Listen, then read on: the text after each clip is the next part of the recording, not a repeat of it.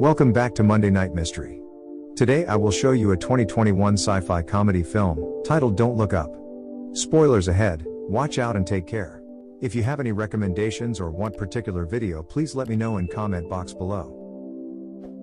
Young astronomy PhD student Kate Dibiasky is working with the Subaru telescope in Michigan when she discovers a comet passing by near Earth. Her professor, Dr. Randall Mindy, congratulates her on her findings, and after naming the comet after her, they calculate its trajectory, coming to the conclusion that the comet will hit Earth in 6 months. And because of its huge size, it will cause planet-wide extinction. On the edge of panic, they call NASA to inform them of this discovery, and the head of Planetary Defense Coordination Office, Dr. Teddy Oglethorpe, tells them to come to DC so they can have a meeting with the president about this issue, which is now considered classified information. They go to the White House early in the morning and are left waiting the whole day without hearing a word from the president, who is prioritizing taking care of a scandal involving one of her candidates. Kate and Randall are sent to spend a night in a hotel, where they call their loved ones and try to find comfort in their voices without being able to tell them what is going on. Randall calls his wife June and his sons to check on them, and Kate talks to her boyfriend Philip, who works as a journalist for an important newspaper. The following day, Kate, Randall, and Teddy finally get to see President Janie Orlean and the Chief of Staff Jason Orlean, who also happens to be the president's son.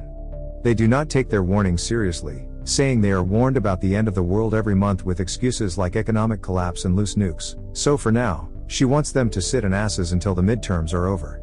Seeing as the White House will do nothing, Teddy wants them to leak the information to the press, which could get them in trouble since talking about classified information is illegal, but it is still better than dying to a comet.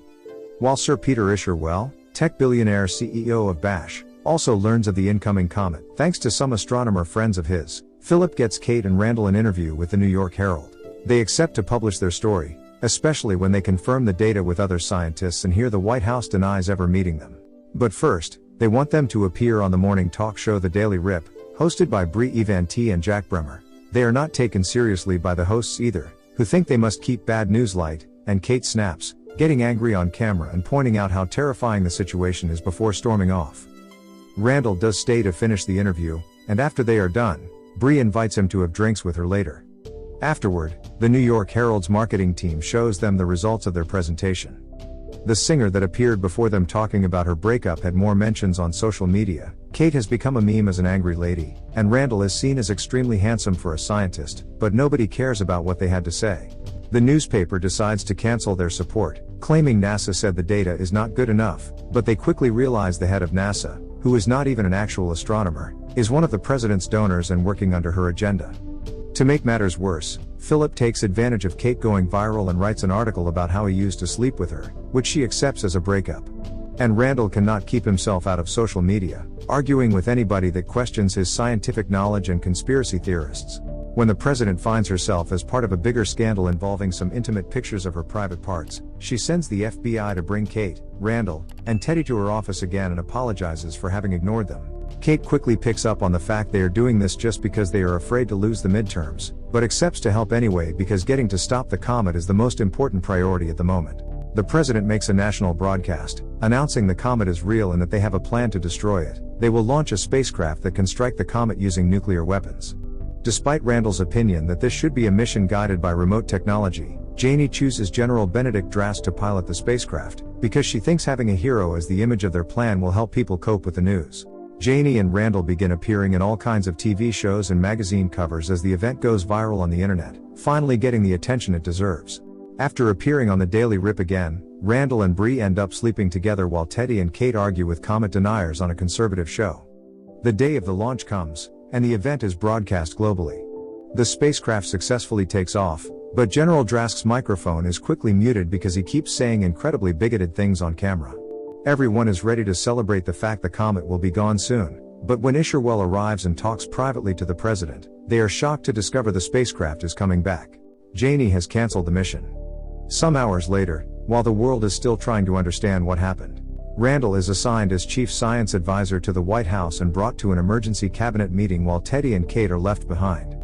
It turns out the reasons why they cancelled the mission is because Isherwell, who is also one of the president's donors, he has discovered that the comet is composed of trillions of dollars worth of rare earth minerals that technology manufacturers use in objects like phones, and they have been running short of them because China owns most of the mines. The plan is to send some drones to fragment the comet and let those smaller fragments fall into the ocean to be mined later. Randall does not agree with this, especially when he realizes that the technology Isherwell is going to use has not undergone scholarly peer review and every scientist that tried to speak against it has been silenced, but the matter is out of his control now.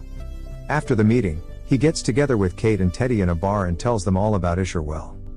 Some of the people overhear them and Kate decides they deserve to know the truth, so she announces loudly for everyone to hear that the president will allow the comet to hit the planet so rich people can get even richer. This incites a series of riots around the city, so the FBI arrests Kate and charges her with sharing classified information and damage of private property. But they agree to let her go if she signs a deal where she agrees not to talk about the subject in public or media anymore and to get off the grid, which Kate obviously accepts and returns to her little hometown in Illinois. Getting her old life back is not easy, since her parents will not take her back because they support the government and do not want any traitors in their house. She begins working as a cashier at a supermarket where he meets Yul and his friends, who admire her and invite her to hang out with them. After discovering they have been stealing from the market and letting them go anyway because she does not care anymore considering the end of the world is coming, Kate accepts to join them, beginning a relationship with Yul. Meanwhile, Randall continues to work for the president, thinking that is the only thing he can do to help the planet in some way, and has an ongoing affair with Bree. This blows up on his face when one evening, the two of them return to their hotel room and find June there, waiting to surprise her husband. Randall does not even apologize, just tries to make up some excuses, so June throws his pill bottles at him before leaving for good. After having an argument with Isherwell about his faulty science and being told algorithms say he will die alone, Randall appears on the Daily Rip and finally loses control.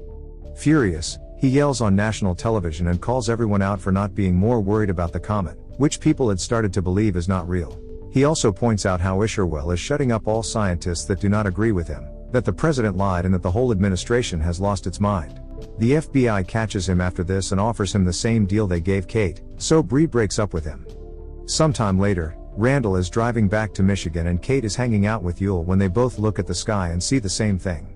The comet is finally close enough to be visible by the naked eye.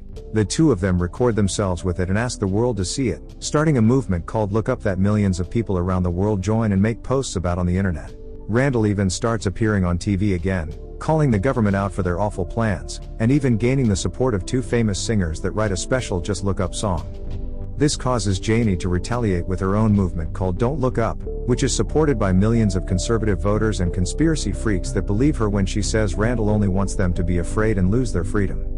Riots and protests take over the streets while Russia, India, and China work together to send their own spacecraft to stop the comet, but their launch fails and the spacecraft explodes. As the comet gets even closer and the deniers finally start catching on the lies, Randall takes Kate and Yul grocery shopping, then drives them back to his hometown so they can spend their last day together as a family. Under these extreme circumstances, June decides to take him back after admitting she cheated on him back in college as well, and Teddy joins them shortly after as well.